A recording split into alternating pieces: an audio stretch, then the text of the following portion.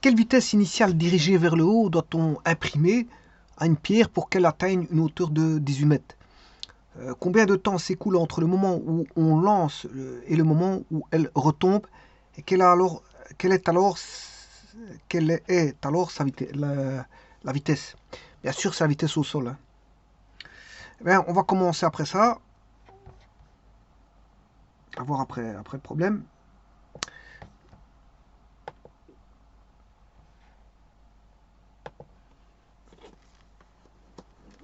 Alors, on a demandé la vitesse qu'il fallait imprimer vers le haut. Alors pour ça, je vais mettre le sol qui est ici. On lance le projectile, qui est un caillou, vers le haut. Elle atteint une hauteur de 18 mètres, je crois. Ouais, elle atteint une hauteur de 18 mètres. Donc la hauteur max, c'est 18 mètres.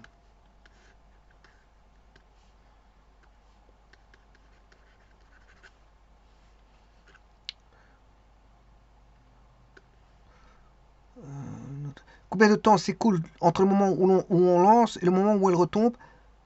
Quelle est alors sa vitesse? Donc on a besoin de la vitesse au sol, V sol.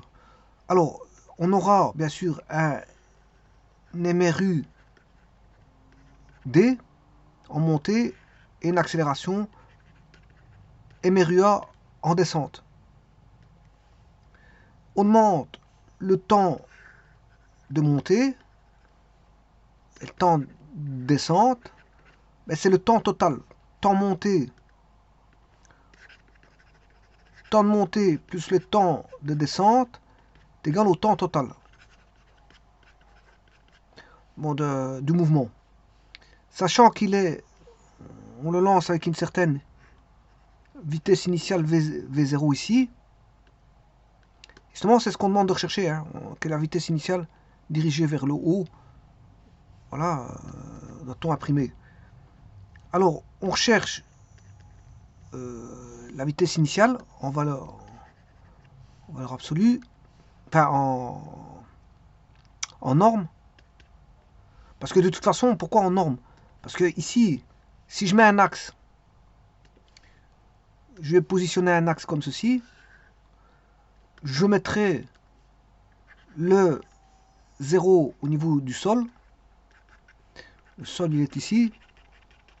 Donc le niveau 0, c'est le sol.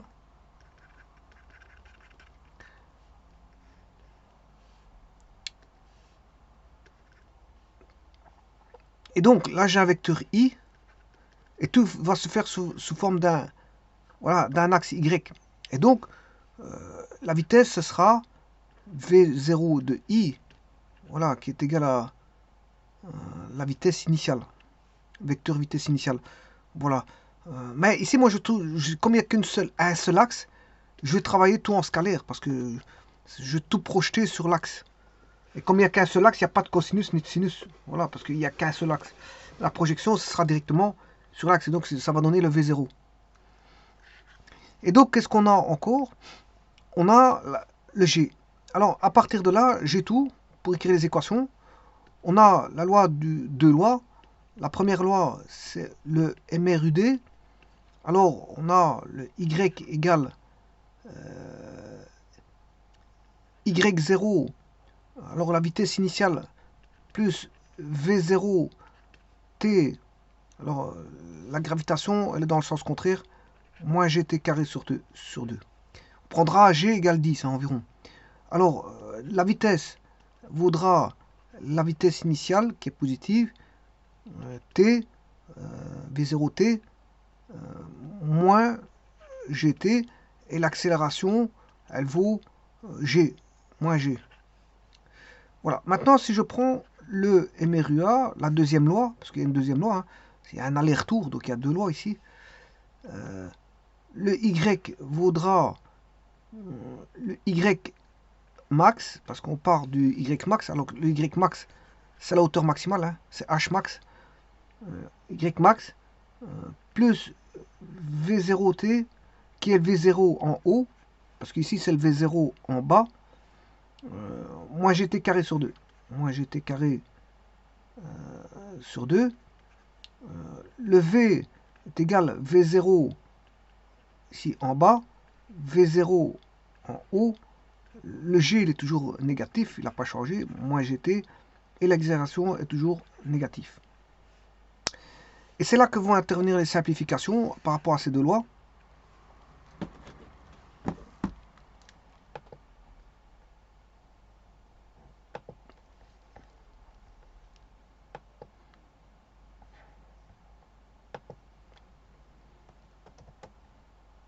Donc j'ai deux lois, donc je sais trouver pas mal de choses.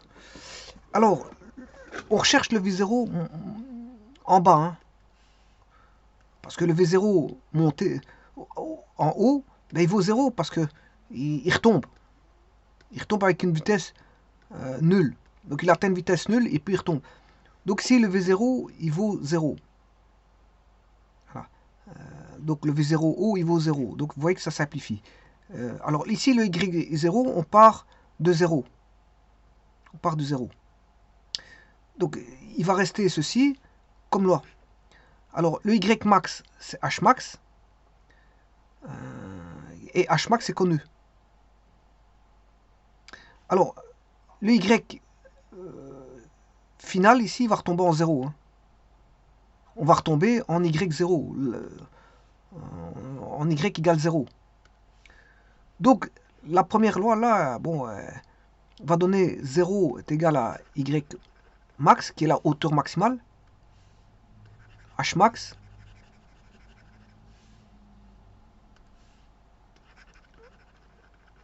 H max, moins GT carré sur 2.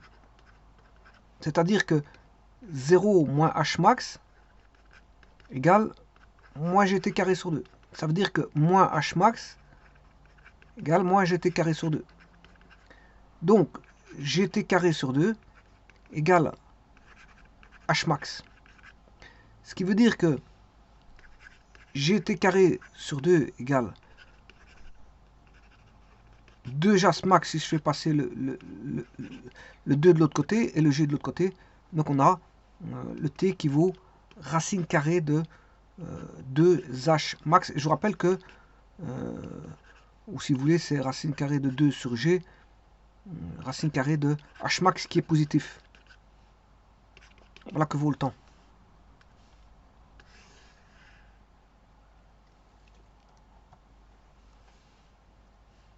Bon, ça c'est le temps de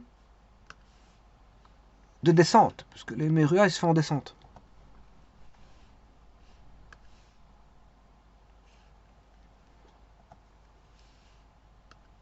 Donc, ici j'aurai le temps qui vaut racine carrée de 2 sur G qui est une constante. Je vais prendre G égale 10 mètres par seconde carré, racine de H max.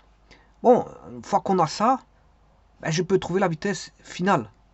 La vitesse initiale est de 0, donc la vitesse finale vaudra moins GT. Or, G c'est racine carrée de 2 sur G racine de H max. Donc si je fais rentrer, on a 2G carré, je fais rentrer le G à l'intérieur, fois H max. Alors la vitesse, elle sera négative, hein, parce que dans le sens contraire de l'axe. La vitesse de chute, bien sûr, la vitesse de chute, c'est une vitesse qui est là, hein, V final. C'est une vitesse négative, parce qu'elle est dans le sens contraire de l'axe. Et donc, je peux écrire ici, si je simplifie les G, c'est moins 2, bien sûr, racine carrée, 2G H max, racine carrée. Voilà. Donc, la vitesse finale vaudra ceci.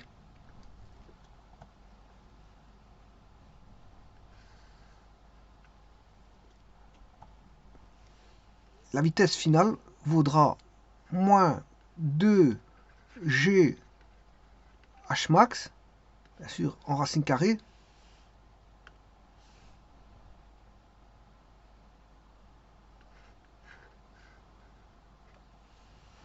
voilà, ça c'est la vitesse finale. Maintenant, là, je peux trouver le temps, puisque je connais H max. Donc tout dépend que de H max. Hein. Vous connaissez la hauteur maximale, c'est ce qu'on a. On a 18 mètres. je peux trouver le temps de descente et la vitesse finale. Voilà. Maintenant, le tout, c'est de trouver euh,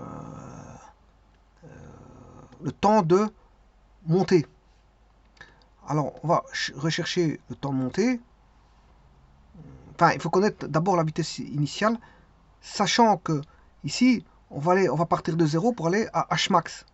Donc le Y ici, il vaut Hmax. Donc, j'écrirai pour chercher...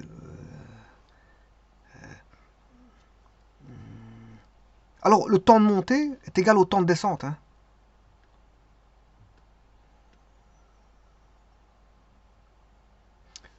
Le temps de montée est égal au temps de descente.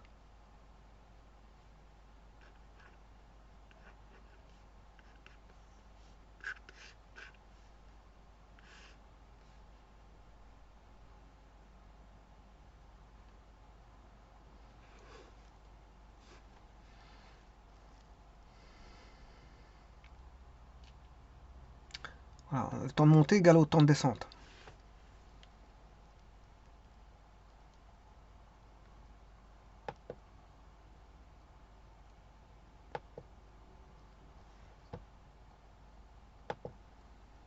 Donc, on va écrire la loi en MRUD.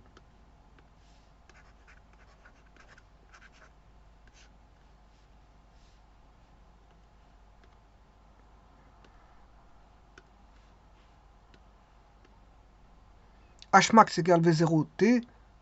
Bah, ici, je peux trouver donc le V final.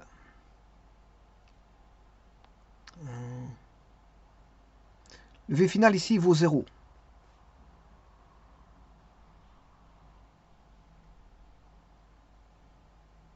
Attention qu'ici je me suis trompé, c'est pas V0T, c'est V0 moins GT.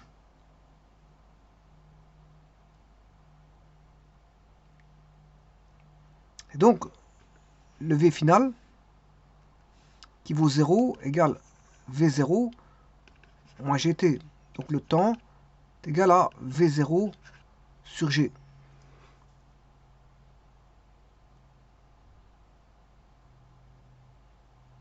Voilà, donc le temps, c'est V0 sur G. Temps égale V0 sur G.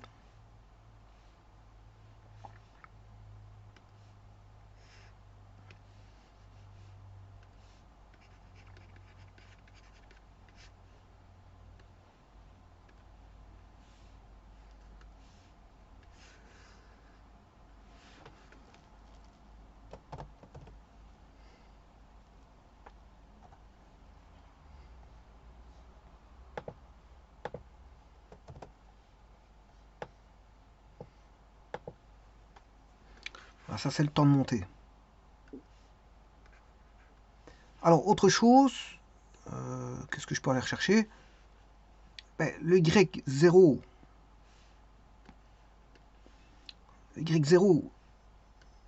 il vaut 0. On a Hmax. Hmax, alors on a V0 sur G. V0. Alors le T c'est V0 sur G moins G V0 sur G au carré.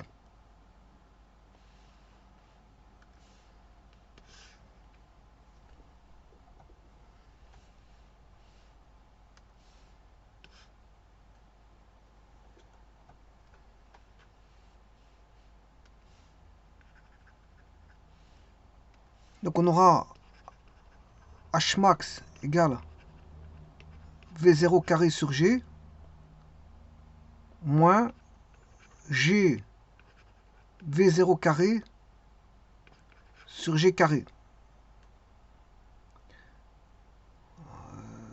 Attention qu'ici j'ai oublié un demi. Un demi, je l'ai oublié. J'étais carré sur 2. Sur 2. Donc là, on aura sur G 2 moins 1 V0 carré sur 2G égale H max. Donc, de V0 carré moins V0 carré, ça fait V0 carré sur 2G. Donc le H max voudra, V0 carré voudra 2G H max. 2G H max.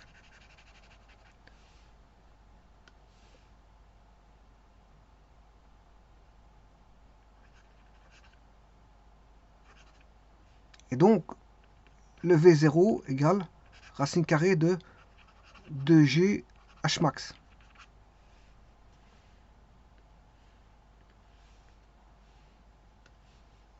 V0 égale 2G H max, racine carrée. Et le V final, c'est la même chose. Donc, on va voir là, autant il a tiré avec une certaine vitesse, autant il va redescendre avec... donc le V0 vaudra moins racine carrée de 2G H max.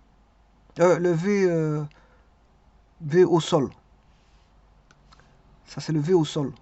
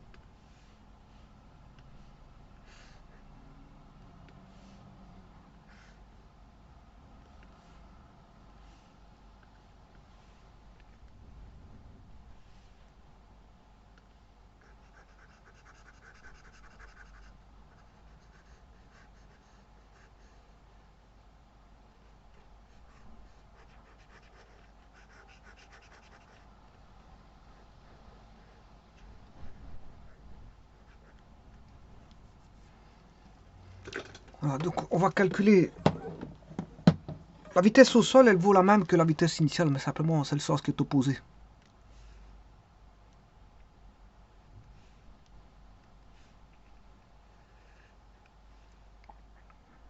Donc c'est-à-dire en d'autres termes, V0 égale moins V au sol.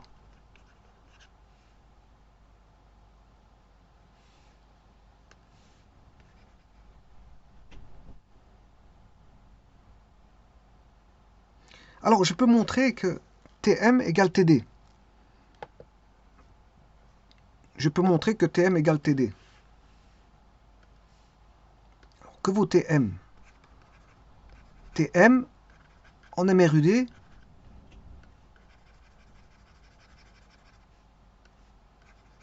égale V0 sur G. Et en MRUA, Tm vaut racine 2 sur G max. H max. Racine de 2 sur G, H max, c'est le temps de montée. Oui, mais si je vais rechercher H max par rapport à V0 2G H max, V0 2G H max, racine carrée, mais je peux calculer que V0 carré sur 2G égale H max. Donc je pourrais écrire temps de montée, c'est 2 sur G, H max c'est V0 carré sur 2G. Donc en d'autres termes, le temps de montée vaudra racine carrée de... Alors là on aura V0 carré sur V0 carré sur 2G. V0 carré sur 2G. 2 sur G.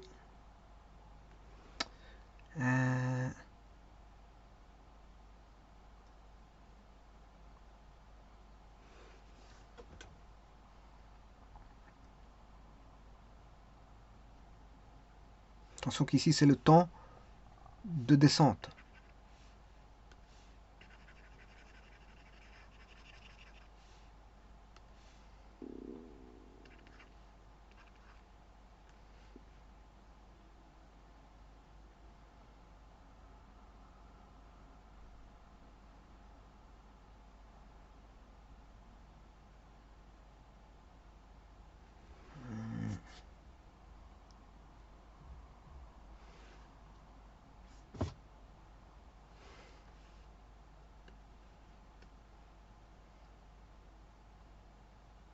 Je vais regarder si les temps de montée, temps de descente, je regarde si ce sont les mêmes. V0 sur G. Bon, on n'a pas de toute façon. On n'a pas le temps de monter, on n'a pas le V0. Mais je devrais démontrer que Hmax, c'est V0 carré sur 2G. V0 carré sur 2G. Ah oui, oui, c'est normal parce que j'ai fait une petite erreur. Hein. L'erreur, je la vois où elle est. C'est racine de Hmax. C'est racine de Hmax. Donc ici, j'ai racine de Hmax. Ça va changer tout dans le calcul. Racine carrée de Hmax. Racine carrée de V0 carré. Voilà, on est d'accord. Alors V0 carré étant positif. Donc on aura 2 sur 2G carré V0 carré, je mets tout dans une racine carrée. Temps de descente égale, je simplifie les deux. Racine carrée de V0 carré, c'est V0 carré. Et racine carrée de G carré, ça fait bien G. Donc, c'est bien ce que je disais, le temps de montée égale au temps de descente. Il n'y a pas de problème. Donc, ici, dans ce mouvement-là, qu'est-ce qui va se passer? Ben, on a le V, voilà, au sol est égal à l'opposé de ce qu'on a tiré, et le temps de montée est égal au temps de descente. Voilà, ça c'est une chose. Et que le temps total, ben, c'est 2 fois le temps de montée ou 2 fois le temps de descente. Tout simplement. Alors maintenant, je vais calculer ça, V0. Je peux calculer le temps de montée temps de descente à partir de celui-ci. Et donc, Hmax, prendre ma machine parce que je ne l'ai pas. C'était 18 mètres. Alors, racine carrée de 2 fois 18. Alors, je pourrais faire par GeoGebra. Hein. Le mieux, c'est par GeoGebra. Alors, je vais mettre un curseur. Curseur qui va aller de 5 mètres à 50 mètres. Par incrément de 1. Voilà, que je vais appeler, ça c'est là Hmax. Bon, ici c'est Hmax. Hauteur maximale. J'aurais dû pas l'appeler.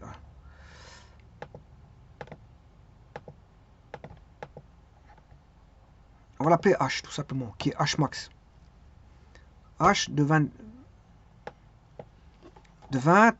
de 5 mètres à 50 mètres. Voilà.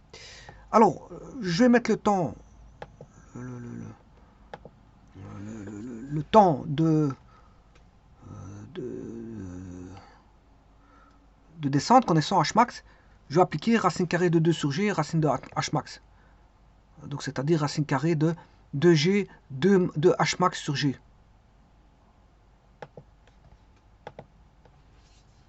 Donc, SQRT de 2 sur... Alors, G, c'est 10. Hein. Hmax. Fois Hmax. Et Hmax, c'est H. Voilà, donc ici, là, j'ai le temps de, on va dire, descente. Donc, une seconde. Pour 5 mètres, il faut une seconde. Parce que bon, le 2, racine carrée de 2, c'est 2. 10, ça fait 2 dixièmes, ça fait un cinquième. H vaut 5 fois un cinquième. Voilà, ça fait une seconde. Pour 5 mètres, ça fait une seconde. Alors, maintenant, je peux trouver la vitesse initiale pour monter à... Là, je prends je connais le temps de montée, enfin, le temps de descente. Voilà, il faut 5 secondes. Donc, le temps de montée vaudra 5 secondes. Donc, le V0, je peux le trouver puisque c'est le temps de montée fois G. Donc, le temps de montée qui est égal au temps de descente. Tm, temps de montée, est égal à temps de descente. Voilà. Et je fais, pour trouver le V0, égale temps de montée, Tm, fois 10, qui est la gravitation. Voilà, ça c'est la vitesse initiale. Donc elle est à 10 mètres par seconde. La vitesse initiale ici, c'est 10 mètres par seconde. Alors, le temps total, ben, ça vaudra temps de montée plus temps de descente. Ce qui fait une seconde pour monter, une seconde pour descendre. Et la vitesse au sol, alors il n'y a même pas besoin de se casser la tête, ben, il vaudra V0. Parce que V0, je vous ai dit ici, V au sol vaudra V0. Mais avec, voilà, avec un moins. Alors je vais écrire V sol. V sol égale moins V0. Et voilà, c'est fini. Bon, maintenant, il suffit de mettre en pratique ceci. Alors, l'énoncé disait que c'était pour 18 mètres. Hein. Bon, je vais le parcourir. Voilà, pour qu'il atteigne une hauteur de 18 mètres. Mais ça, je vais le faire après. Mais je vais le faire pour quelques... S'il y avait 5 mètres, vous voyez ici, qu'est-ce que ça vaut. Voilà, maintenant, on va mettre pour 6 mètres.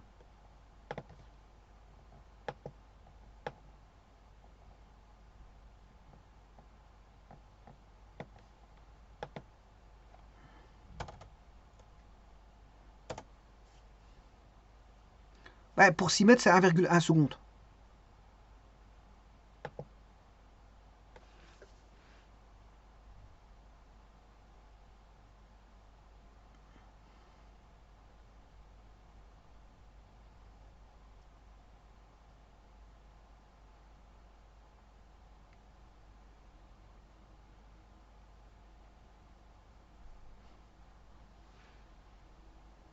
Bon, si vous voulez, pour 18 mètres, je vais le mettre dans un petit instant.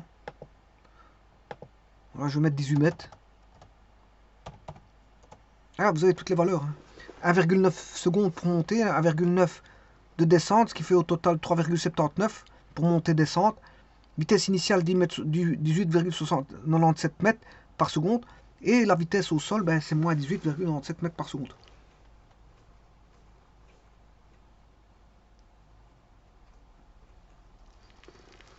Je vous remercie.